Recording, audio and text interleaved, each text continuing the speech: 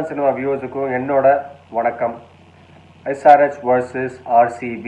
ஒரு பக்கமாக நீங்கள் பார்க்குறது விராட் கோலி, இன்னொரு பக்கமாக நீங்கள் பார்க்குறது ஒரு டேவிட் வார்னர், ஒரு பக்கமாக நீங்கள் பார்க்குறது ஒரு யுஜ்வேந்தர் சஹல், இன்னொரு பக்கமாக நீங்கள் பார்க்குறது ஒரு ரஷீத் கான், ஒரு பக்கமாக ஒரு கேன் வில்லியம்சன், ஒரு பக்கமாக ஏபிடி வில்லியர்ஸ். பிரம்மாண்டமான ஒரு பிரம்மாண்டமான ஒரு மேட்ச்சு. ரெண்டு அணிகளுக்கும் ஒரு மஸ்ட் வின் கேம். ஜெயிக்கிற அணி இன்டு த குவாலிஃபைஸ், தோக்குற அணி கிட் ஐபிஎல் சீசன் ஓவர், கதை கந்தல். ஆனால் டாஸ் ஜெயிச்சு நம்ம பேசியிருந்தோம் ஏற்கனவே. டாஸ் ரொம்ப ஒரு குரூஷியலான ஒரு விஷயம். ரீசெண்டான மேட்சஸில் டாஸை பற்றி நம்ம நிறையா பேசியிருக்கோம்.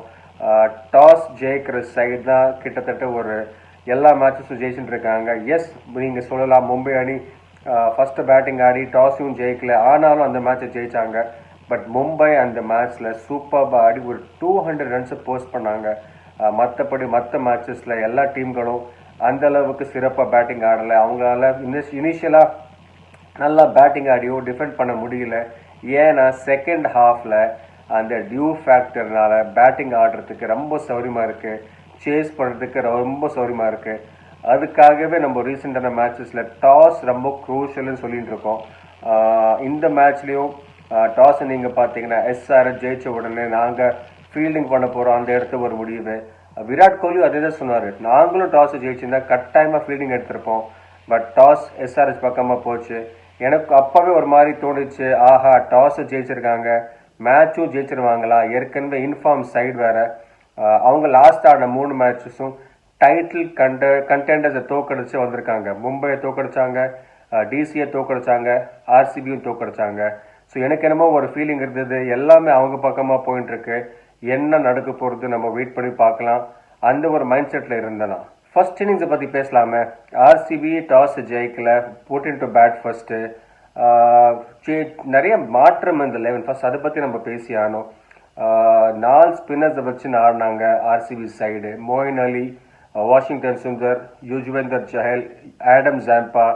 அண்ட் நீங்கள் இந்த பிட்சை பார்த்தீங்கன்னா கொஞ்சம் க்ரீனான ஒரு பிட்சாக இருந்தது, கொஞ்சம் பேஸ் இருந்தது, கொஞ்சம் கேரி இருந்தது. எனக்கு என்னமோ ஒரு யோசனை இருந்தது, இந்த மாதிரி ஒரு பிட்சில் இவங்க எடுத்த சைடு கரெக்டாக இல்லையா.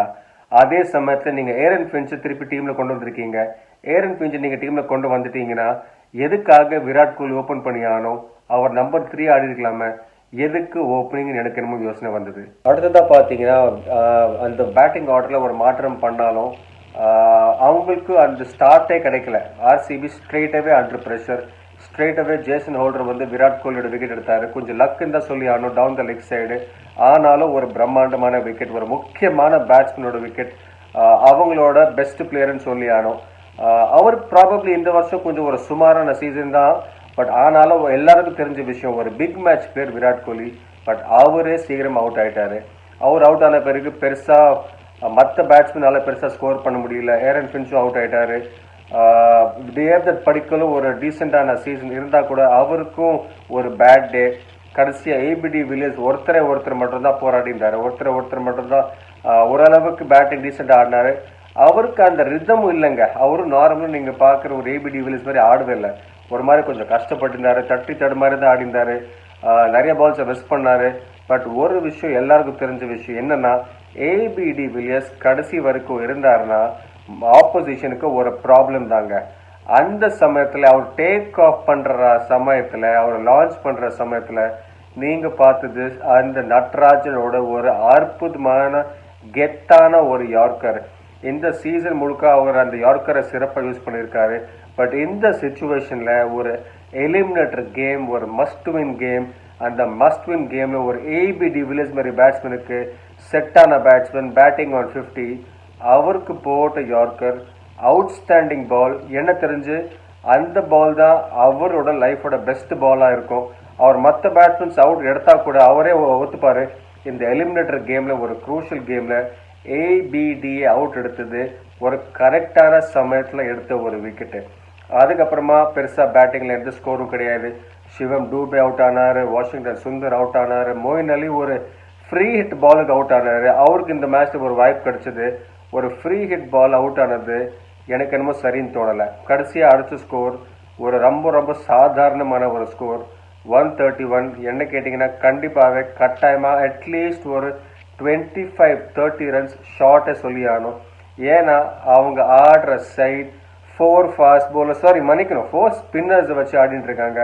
ஒரு நவ்தீப் சைனி, அதே சமயத்தில் ஒரு முகமது சிராஜ். ஆடின விக்கெட் ஒரு கிரீன் டாப். மறக்காதீங்க, இந்த சர்ஃபேஸில் ஜேசன் ஹோல்டருக்கு அந்த எக்ஸ்ட்ரா பவுன்ஸ் கிடச்சிது, அந்த எக்ஸ்ட்ரா பேஸ் கிடச்சிது. அவர் எடுத்தது ஒரு 3 விக்கெட்ஸு, அந்த குரூஷியல் விக்கெட்ஸ் எடுத்தார் அவர்.